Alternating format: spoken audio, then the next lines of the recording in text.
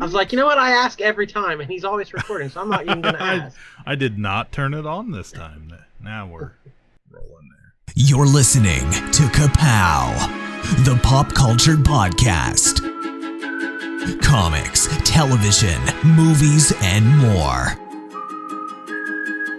If it impacts fan culture, we have something to say about it. And now, your hosts, Jordan, Cliff, and Seth. Heyo, with your friends at Ka-Pow, the pop culture podcast. We're back with more. My name's Jordan Lowe. Cliff Barnes. I'm Seth. June already. Hi. Hello. Hello. Happy June. Happy Pride Month. We're very prideful. Very prideful. Happy summer movies. Mm-hmm. Yeah, our little. I checked right before I came out here and was just looking at the download numbers and our little episode of the box office summer predictions is one of our most downloaded episodes in the last probably 3 months. Oh, yeah. You can always count on that Jesse bump. All Jesse's pals are going to listen to that. Oh, when I come up with an idea to do, and I want to spice it up, make it look like it was all about my idea, I just invite Jesse.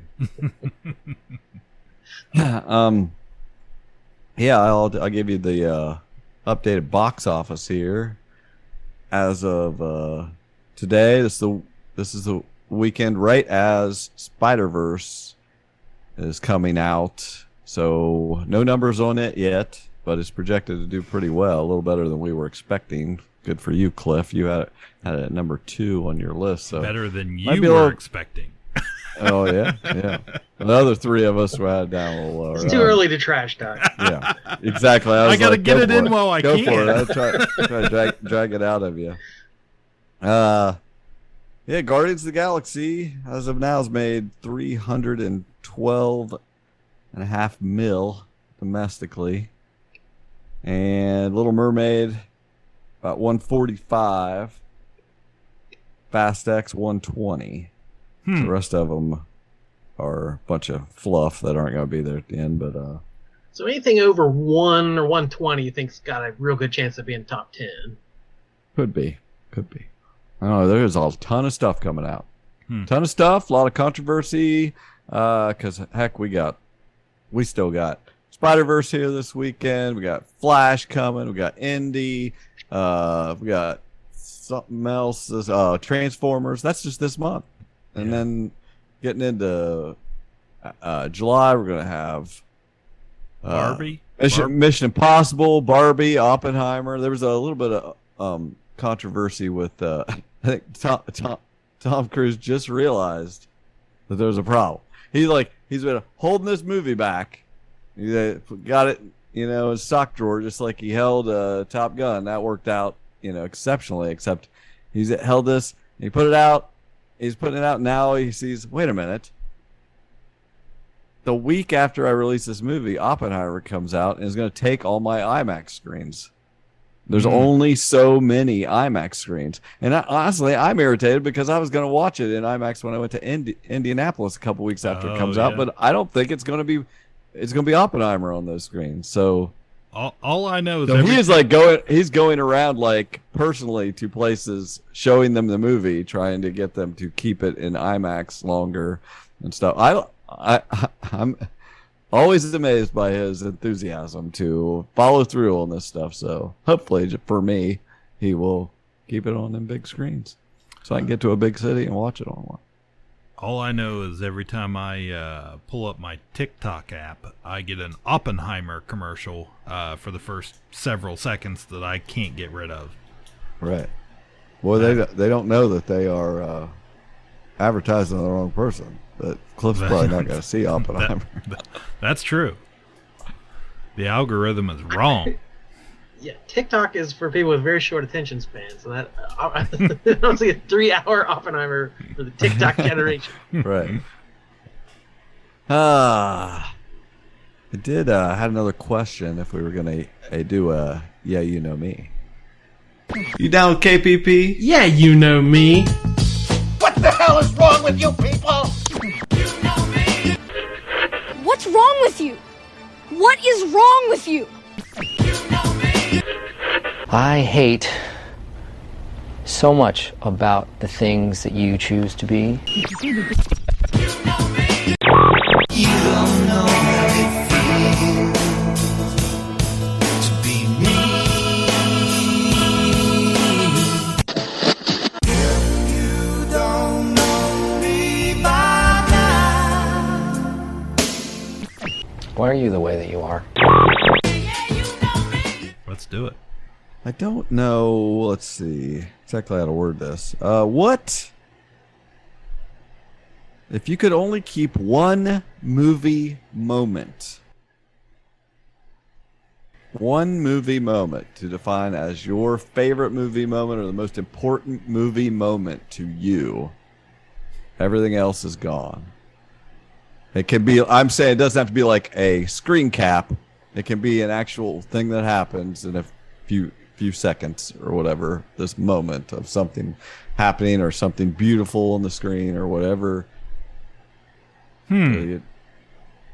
Wow. A little time to ponder this. Yeah, that's tough. I feel very put on the spot with that one. Well, I had more time to think about it than you, so I will go first. I actually found a trend as I started thinking about it and realized there's a certain thing that I like that stands out in like some of my favorite movie moments. I don't know if I call it a trope, but it's a thing that happens in a lot of movies, and I always find it exhilarating. I always love it. And when someone, because I kind of came up with what mine was, and I was like, wait a minute, I like this and this and this and this. When someone leaps into something or leaps off of something when they are going for it, just caution to the wind, I'm going for it.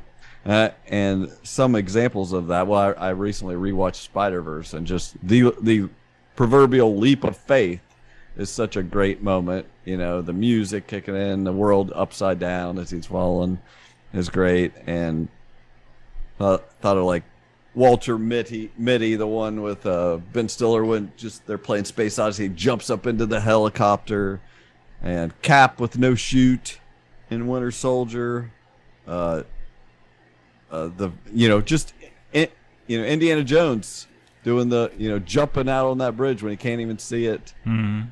In Last Crusade, The Fugitive, the Harrison Ford jump, Jeff Who Lives at Home when he jumps off the bridge at the end, running across the bridge. I mean, one of my favorite movies because of that moment. But the best moment of the original Shazam movie too is him jumping off the roof. Right. Hit lightning and go. Yeah. That stuff, I love all that. The one that came to my mind that I picked as my movie moment is Point Break. Up in the plane, Keanu Reeves grabs the revolver and jumps out of the plane with no chute. And I'll never forget the feeling when the first time I saw that. I was like, oh my God, this is the greatest thing ever. Just that jumping out of a plane without a chute is like, that's the ultimate leap of faith. And I was like, that's the moment that I am most connected to, that kind of stuff. Yeah, this is a real tough question. Like, only one thought comes to mind, and I've actually written a whole essay about this before. Which, if you go to my website, oh my gosh, lowwords.wordpress.com, it's on there. It hasn't been updated in 5 years, but that's on there. I gotta say, the last scene in Barton Fink by the Coen brothers. When I saw that was the summer I was going through and renting. It was probably 2000. They did the AFI top 100 films of all time, and like I was going to the video store like a fiend trying to catch up on all these classic movies. And I had also just taken an accounting class because I was majoring in business, and I hated it. I didn't understand it. I bombed it. I was afraid I had failed it, and I was like so stressed out about it and what I was doing with my life. And the afternoon I got my report card in the mail. I had been watching Barton Fink, and when that movie ended, he's sitting on the beach. He's got a little box wrapped up in brown paper, and it's like, it's weird, and it's deep, and it's artistic, and it's beautiful, and like, I had a moment of like, I don't care about accounting at all. Accounting means nothing to me. Like, Right. art. I want to make art. I want to be around art. I want to, art is more important to me than accounting. And I had a very profound An epiphany viewing here. experience with that. It's not the best movie ever made, but it imprinted on me so deeply just because of the time and what was going on in my life that it did a number on me. That's the kind of answer I was looking for, Cliff. No pressure. Oh my God. I don't know. I mean, my first thought is very cliche, and it's my favorite movie. It's National Lampoon's Christmas Vacation, and it's Cousin Eddie out there emptying his chemical toilet in the storm sewer. Oh. But I mean, there are other moments I love. Is there any certain Star probably, Wars moment? A lot comes to mind. Christmas Vacation when he's karate chopping in the front yard, karate chopping the reindeer. I love that. I still laugh 40 years later every single time, or 35 years later every single time. Right. I so many moments in that movie. But yeah, there's Star Wars stuff too. I love when I love the line Han gives, and I repeat it a lot, when he's fighting with Leia as they're trying to escape, and he screams at her, "There's no time for committee," and she says, "I'm not a committee." And I just always love that line. It's a great moment of writing in a bunch of movies that aren't famous for great lines of writing. And I'm sure there's probably something in like A Christmas Story. I love Christmas movies. I've talked about that. Oh yeah. But when after the mom breaks the leg lamp and they all rush in, as she says she's was just trying to water the plants or something, and the old man says, "Get the glue." And that's just that is a favorite line. That might be one of my wife's favorite lines in any movies. But that's a great moment. Gosh, I don't know. I guess what was Cooper up on the seat cheering to? Was there any great that was moment another there? Christmas movie. That was Elf. At the end of Elf, when they're in the park and the crowd and everybody starts to sing Santa Claus is coming to town, I think, and he stood up at 4 years old, 3 or 4, I think he was 4, and stands up on a seat and starts singing with them, and that things like that's a great moment for us, but that we'll always remember. But I don't know that I've ever really ranked things like that before, but I'm sure Christmas Vacation is probably going to be the top of the list somewhere for me. That's perfectly plausible. It's something that brings you joy every time you hear it. Never gets old. Good stuff. Now you know us. He's looking at his notes. He's got something there. What are we moving on to? Whatever you want. Let's talk comics. How can you read this? There's no pictures. Well, some people use their imagination. Well, I must hurry back to my comic book store where I dispense the insults rather than absorb them. It happens all the time. Read a comic book, okay? Oh, yeah. Not a whole lot going on in the industry, but a couple real big stories just broke this week. Number one being that Image Comics is leaving Diamond Distributors. This is not a rerun. I've done this story several times for many different companies. Since March 2020, Diamond shut down all production and basically halted the comic industry unilaterally, and from that, that's where the first domino fell. Then the whole industry has completely changed since then. So from June, so yeah, so it was March 2020, Diamond shut down, then DC left. And in June of that year, Image publisher Eric Stevenson sent out a memo to creators that got leaked to the press where he called that move a sociopathic decision. That DC leaving Diamond was sociopathic. And here we are a couple of years later, and Image has done the exact same thing. So Diamond has now lost 84% of their comics periodical business. So that's a lot. They are still the wholesaler. So if you're just a small shop or you've been around for 50 years and don't want to change anything, you can still get these, everything but DC, you can wholesale through Diamond, where you'll pay a little more, but you can still, they will process all your shipments and everything. They'll be the middleman that does it. So 84% is a little misleading, but it's not far off. They've lost an awful lot. So they tried to diversify in the last couple of years and do more game, their alliance, game distributors. They started the grading company where they grade comics and cards and action figures.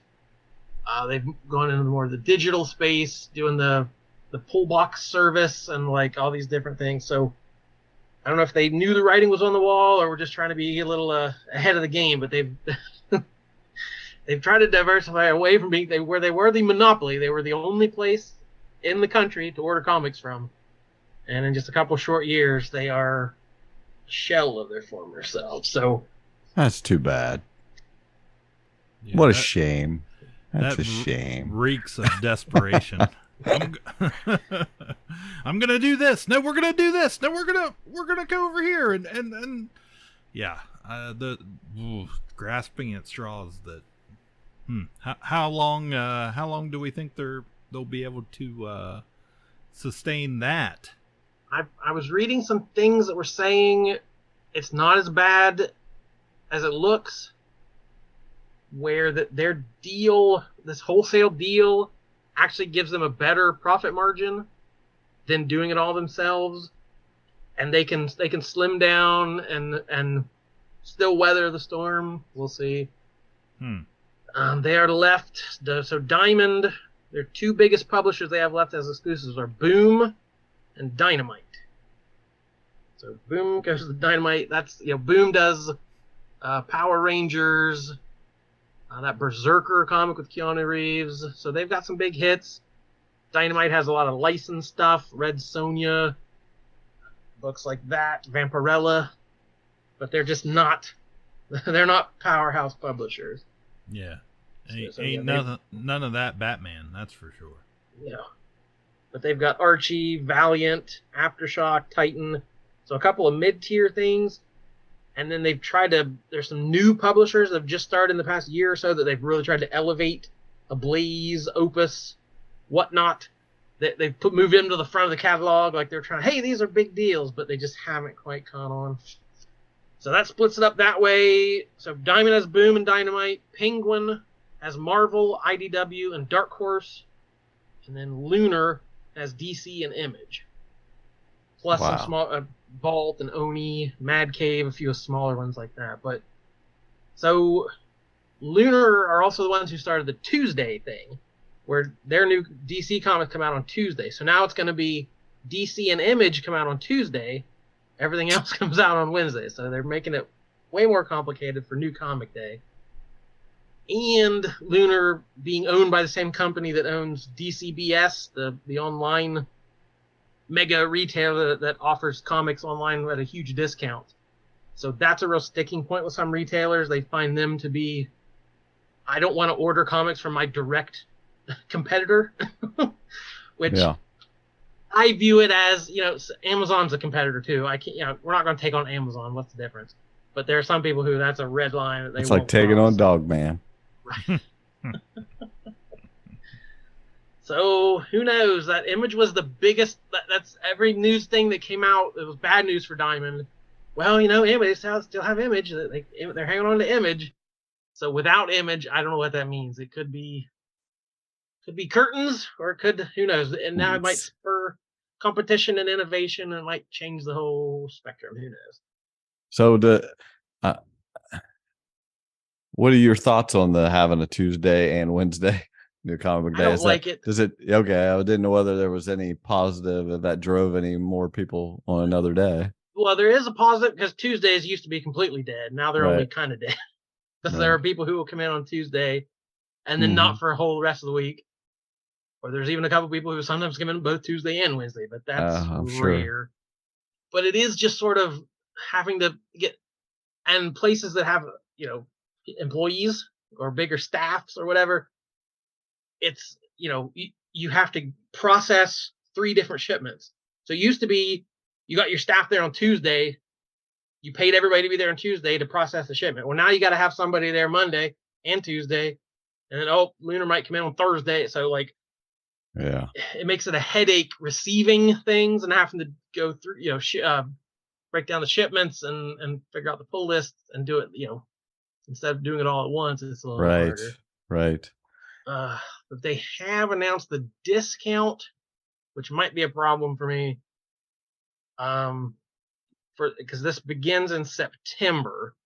So September through December, you're just going to get whatever discount you had at Diamond, you'll get that for Image. But they're setting their discount plateau. Like DC, I have to order X amount of DC books to get a 50% discount. And I hit that number pretty well. It's never a problem. Right. But it's the same number for Image. And I don't order anywhere near the amount of Image books that I do for DC.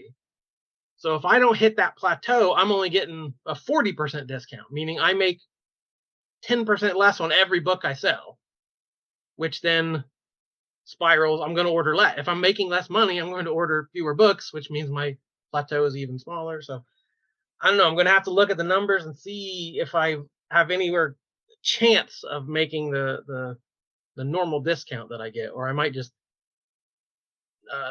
be in for a hurt and get a little squeezed on the profit margins from Image, maybe. Luckily, you didn't want to be around numbers as art. See, that's what I thought I had made my decision. The accounting always comes back to haunt you. Oh, well, yeah. You've missed some other big comic news today. Jeez, I said I woke up. First thing I saw was they announced that. Well, I saw last week that all of a sudden Lansing and Kelly, the Cap writers that been going for the last year, are moving on and they're getting somebody else. But they announced it was JMS Straczynski. So at least that's a name. It's a potential top talent on a Steve book that So I'm hyped to check that out in September. I read that first issue of that new Avengers thing. I can't remember who was writing it, but anyway, it was Jed McKay. Oh, okay, that's right. Yeah, but I really liked it. I read it and I really liked the cover by Eminem, and so I'm gonna pick it up a little bit to see how it goes. Definitely, I did not like Aaron's run. Did not like it. The stuff with having the Phoenix and the Ghost Rider and the Dead Celestial, Hated that just it. Didn't feel like Avengers to me. It did that not. wasn't what I wanted from Avengers. Yeah, and this was another classic gathering the team issue, which I love those. So yeah, I mean it's not the lineup I would have picked, but I don't dislike it, and the other one was just so much stuff, and I didn't need Blade, and I don't care about Ghost Rider. It's not my Avengers. So at least this is closer to what I want. Yeah, I felt like he definitely had a handle on the characters, their motivations, like who they were. Like there were some good pages about the Vision and yeah.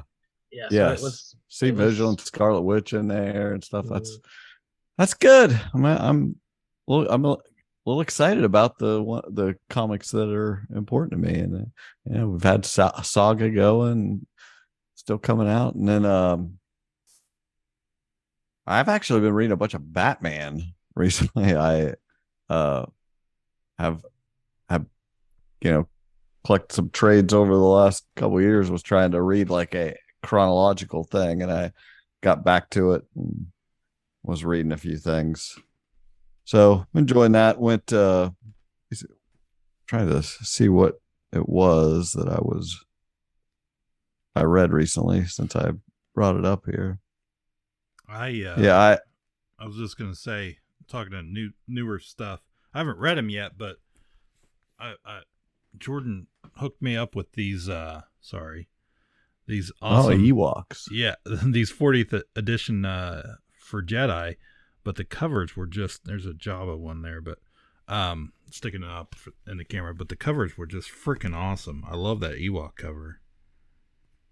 Cool. Are they good? I haven't read them yet. They've been sitting here on the desk, and I haven't been out here to actually go through them yet. So, yeah, I had picked this back up and started reading. I read some trade that people said was a important Batman thing was it's a JLA trade called Tower of Babel.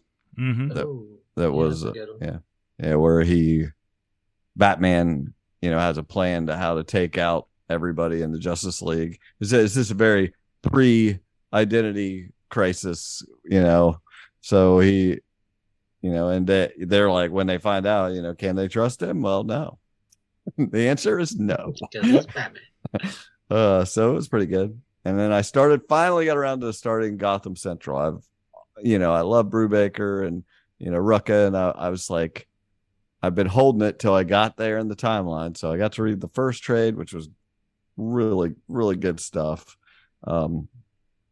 Just like it all follows the major crimes unit of Gotham and of quite a swath of, of cops. Like, so, it's almost hard to keep track of how many characters there are. And with them being just plainclothes police officers, like tough. It's a little hard to. It's like Walking Dead at points where you're like, there's. They put a thing at the beginning, like identifying all of them and their jobs, and so that helps.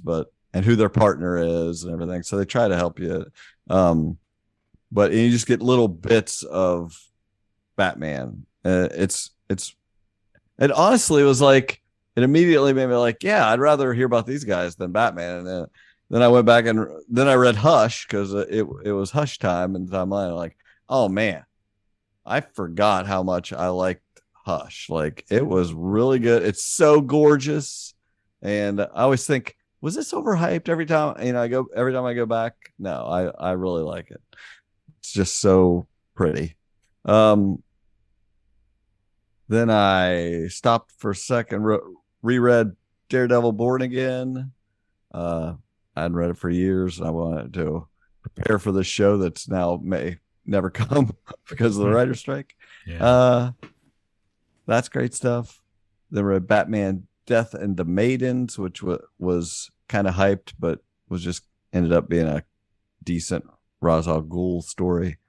Then I got to book 2 of Gotham Central, which was super great, and I'm loving it. And the last thing I read recently was, I had never read Contest of Champions, the Super Secret Wars Light, basically, is what it felt like. It's a 3-issue, get all the heroes together and split them into teams for the Grandmaster and Death to play a game. And there was things I liked. There's some panels that I thought were cool looking, but it was pretty milk toast. Yeah, I never read that one either, but I'm guessing it's a little dated. Yeah. But comics. So the other big news this week was a death in Marvel that somehow got spoiled way earlier than anticipated. Right. So it ended up not being a shock to anybody. The death of Ms. Marvel. Kamala Khan was killed in issue 26 of Amazing Spider-Man by Zeb Wells and John Romita Jr. The solicitations of that one, the cover had, quote, the most shocking issue of Amazing Spider-Man in 50 years. And then it got leaked on the internet, and it was not the most shocking.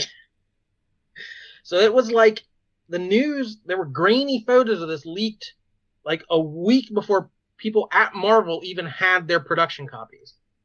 So this wasn't it hadn't shipped yet. I didn't even know when it was printed, but it wasn't a retailer. It wasn't somebody in the supply chain. So nobody knows who leaked this, and whether it was because that kind of LOL, Ms. Marvel sucks kind of deal, or it was a how dare they kill this important character that I love. So we don't know the motivation for the leaking or who leaked it, but it got leaked. She's dead. It was a decent story. The story leading up to it has been kind of dumb. There's this weird guy who worships some god. It's like a god of mathematics. He has all these formulas and stuff. It's all going back to math. But like, if he kills Peter Parker, the formula is complete and he rules the world or the universe or whatever. So they switch to this other dimension where time moves differently. So they realize, oh no, if he kills Pete, everything's over. So Mary Jane shoves him back through the portal and locks it behind them so that Peter is safe and Mary Jane is stuck in this other dimension. So Peter, knowing time is moving quickly, has no time to waste. He has to gather all this technology to save the day. And, it takes him a day to put the machine together and save her. And in his day, like, years have passed in Mary Jane's world. So this is where these kids show up that were in the first issue of Spider-Man that nobody knew what happened. Mary Jane had a new fella and some adopted kids and had kind of moved on with her life in this other dimension. So that whole storyline has been playing out for several issues. And then in the finale to it, Mary Jane turns out to be the key. And if he kills Mary Jane, he'll rule the universe. So Kamala used her shape-shifting abilities and basically became Mary Jane to trick him. And so the whole issue, you think Mary Jane's going to die, and they think because someone in this issue is going to die. So if you didn't know, it would have been a good twist. So he kills the wrong person, thus saving the universe, but killing Ms. Marvel. So it was a heroic sacrifice. It saved the universe. But she has a movie coming out in November, so no one thinks this is a permanent thing. Right, yeah. So who knows? The biggest rumor about this being in the current X-Men books, they have a way to bring people back from the dead. So if someone resurrects Kamala... Is this Krakatoa or whatever? Yes, Krakoa. That would make her possibly a mutant, where she is an Inhuman now in the comics. Nice. We could maybe retcon and say, wait a minute, she was a mutant the whole time. Mutants are way cooler. Just like in the Disney series. So she's not... Right. Forget the Perlmutter Inhuman era. Now she's a mutant. And continuity all lines up spiffy. So that is the rumor, why they did it. But I don't, that's a lot of hoopla just to make her like she is in the show that nobody really is that worried about. But I'm a fan of these character deaths, honestly. I like them. So when I heard about this, I was like, ooh, I wonder was interested to hear how it went down, because sometimes they come up with a cool thing. That's pretty cool. I would like, I wonder how, execution is what it's all about, but they're fun. I think it would have been a really good story had I not known. Yeah. Knowing what was coming lessened it quite a bit. That's the problem. Yeah.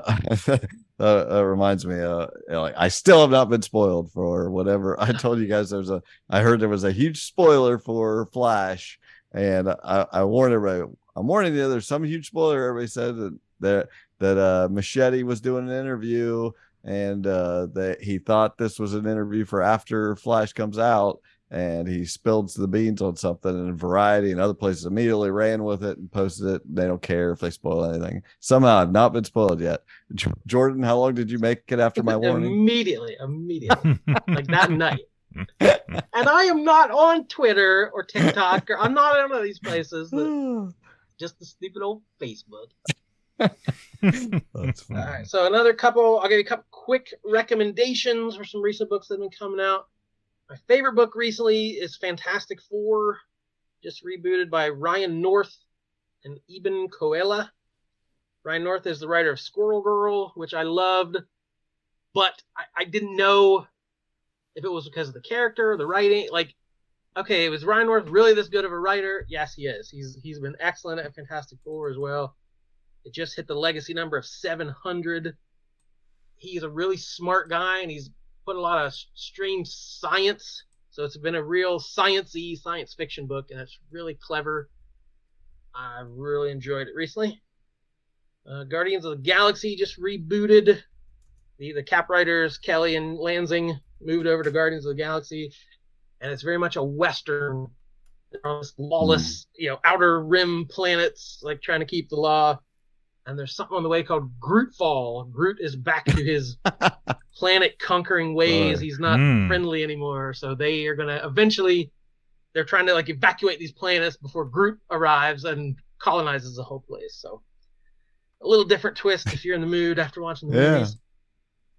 Marvel just got the license to Planet of the Apes back. Launched a new series, and it's set in the continuity of the recent film trilogy.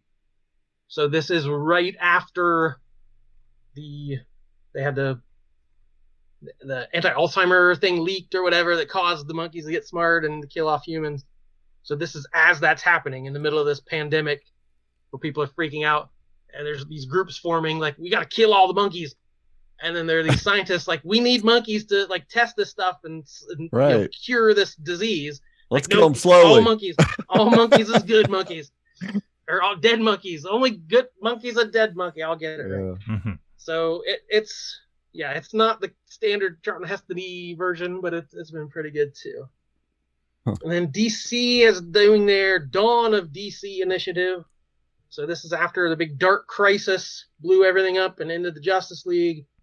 And then the Lazarus Planet had a volcano of Lazarus Pit magic explosion that blanketed the earth and messed up magic, and gave some new people powers and mutated some other people's powers. So in the wake of these two big events, we're doing Dawn of DC. There's a bunch of new #1 issues. They didn't like change continuity. It's not a reboot or anything, but it's just good jumping on points, and it's been good stuff. So Superman and Action got new creative teams.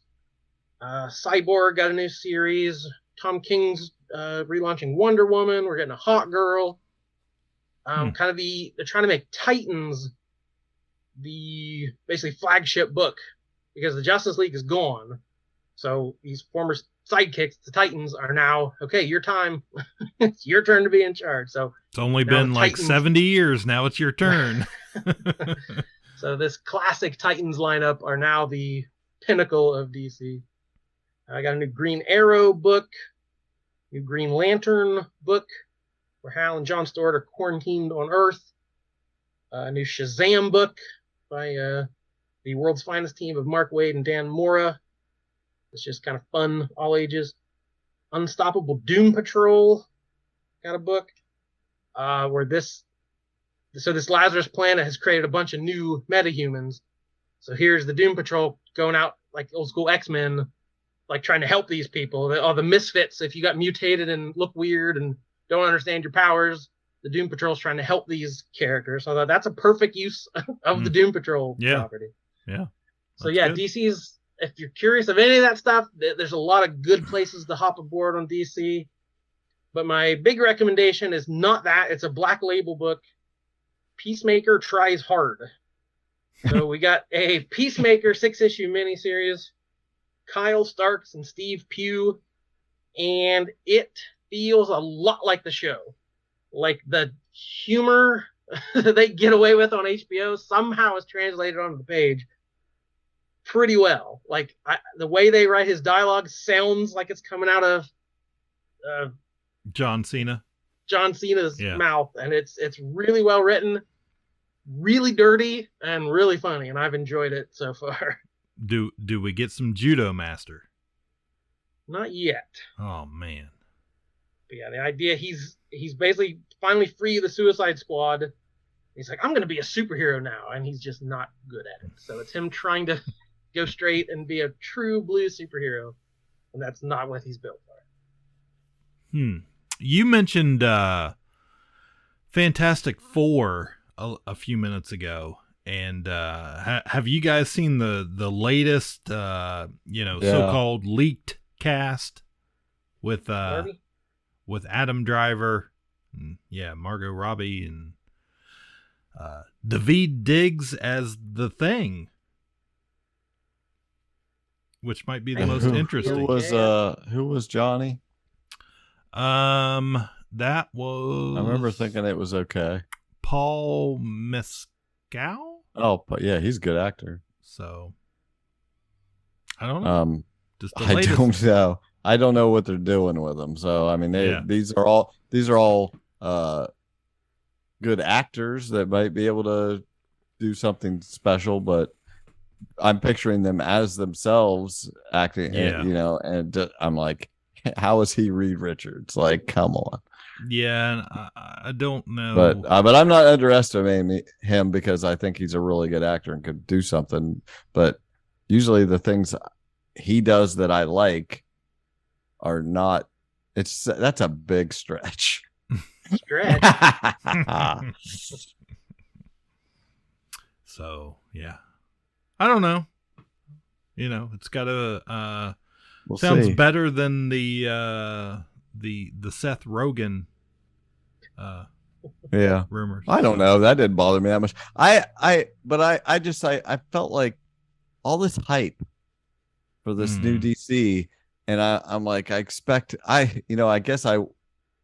if I thought what I really wanted was Nobody's, that he creates some new stars that were perfect for the role.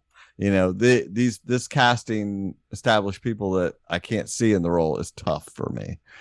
But I'll give him a chance. I'll give it a chance. Somebody told me the director didn't think it was fair. There were 3 men, only 1 woman, and there was some rumor they were going to make Thing female. I think I had seen an article or two about that. And somebody said they heard Mila Kunis was at the top of the chart for the role. I was like, let's double check the sources on that. That was interesting. I don't know. It's like I get all that, having to update things, but then it's like you also would just we're just freaking hungry for one good version of the Fantastic Four. It's like it ain't ever gonna happen.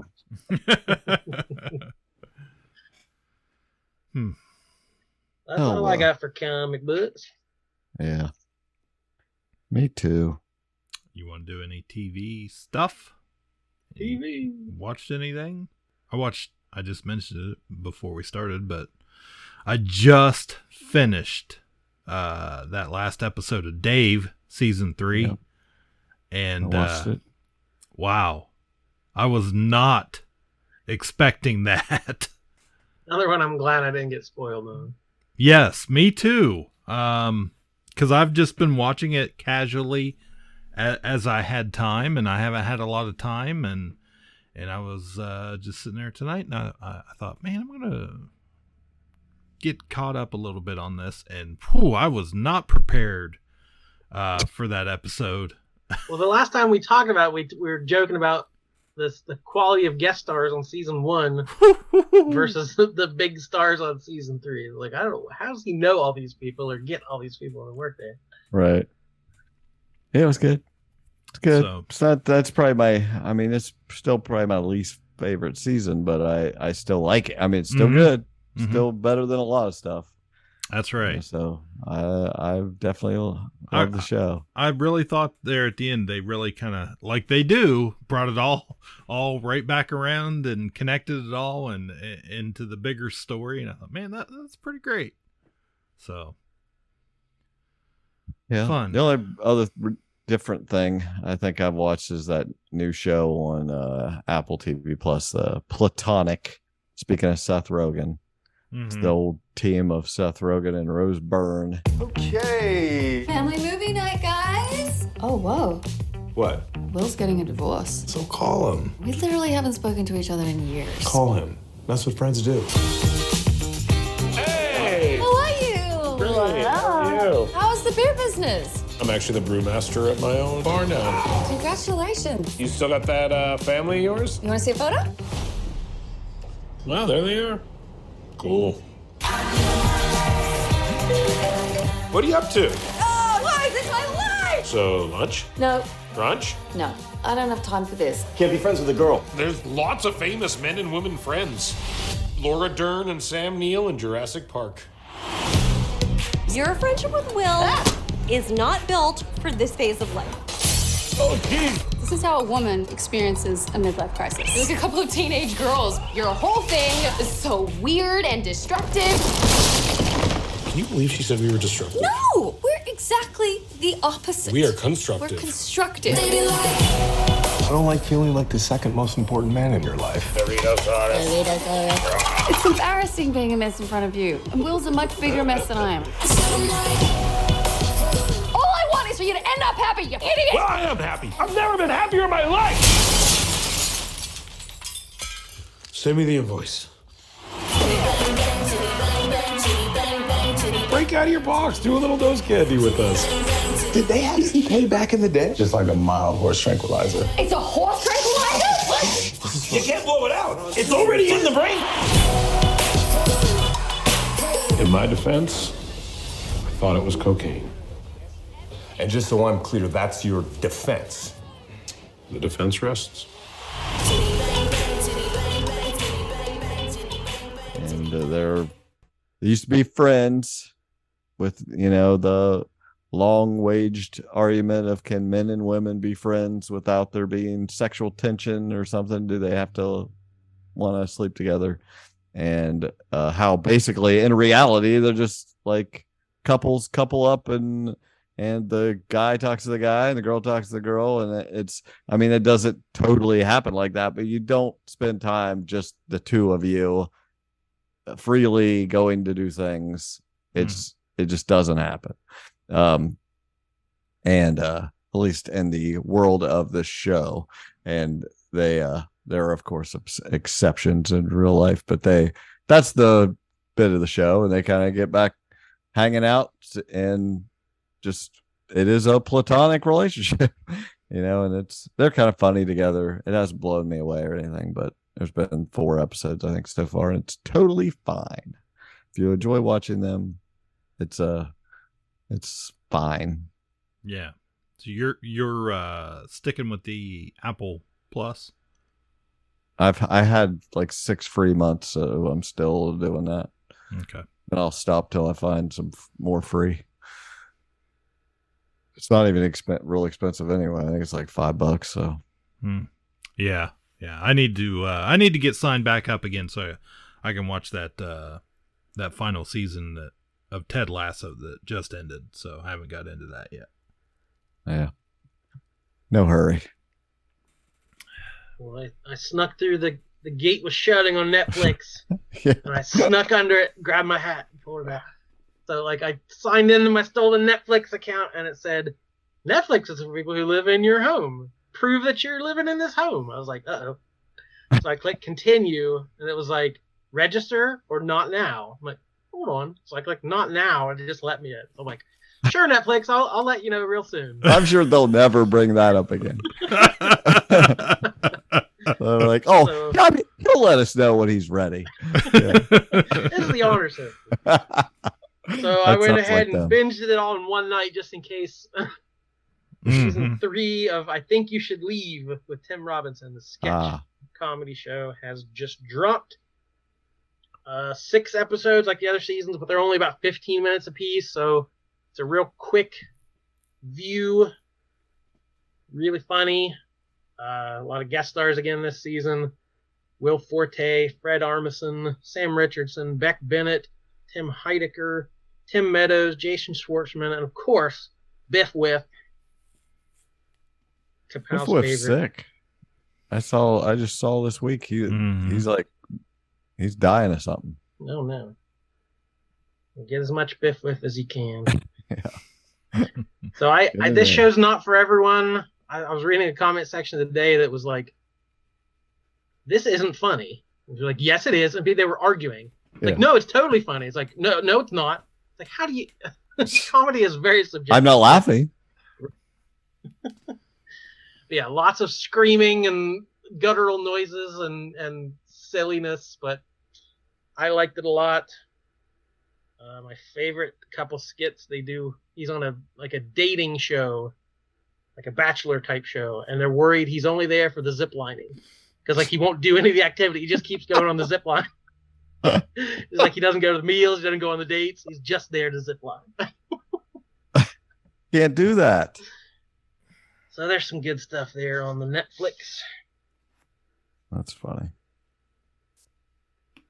Oh well. I think we did it. Watch the Being Mary Tyler Moore documentary. Oh, not yet. I just noticed it was there. Mm-hmm. HBO or Max or whatever you call it now. Pretty good. 2 hours just tracing her history. I didn't know all. I mean, multiple marriages and alcoholism, but it doesn't like delve into this is the dark side of Mary Tyler Moore. Yeah. It's basically, it's interesting where like, you know, the character she's famous for, Mary Richards being this single go-getter of a woman, like she was never that. She got married at like 20, had kids young. Like she was never the go-go career gal, but like that's what she's iconic for in America. Right. But it's pretty interesting. Peek behind the scenes, a lot of her off the cuff interviews and stuff. So it was worth a watch for sure. Have you guys noticed any difference in that Max from HBO Max or anything? There's a whole lot of garbage on there that I will never watch. Kind of just cluttering stuff I don't want. I think the only thing I've really watched on there, we did watch Shazam Fury of the Gods one night. Carly wanted to watch it, and yeah, it's a movie. It's not real great. It just isn't. That guy that plays, what's his name? That plays Shazam. Zachary Levi. Zachary Levi is. I don't know. Maybe I got used to the suit. You know, nobody liked the suit because they said it looked fake and he was too big. But I liked the look of it. He looks real scrawny in this one and old, and he is by far the worst part of the movie. So there is some decent acting in it, but it's not him. Yeah, I don't like him. Doesn't do it for me. Very long to me, like the dragon showed up that was in all the trailers and stuff. I'm like, okay, this must be the end. And I looked and it was like an hour into the movie. I'm like, oh, come on. Yeah. So that's about all I've watched on Max. Yeah, I just have heard there's some performance issues and like their stuff doesn't look as good as it did on the previous app, and they need to straighten some of that stuff out.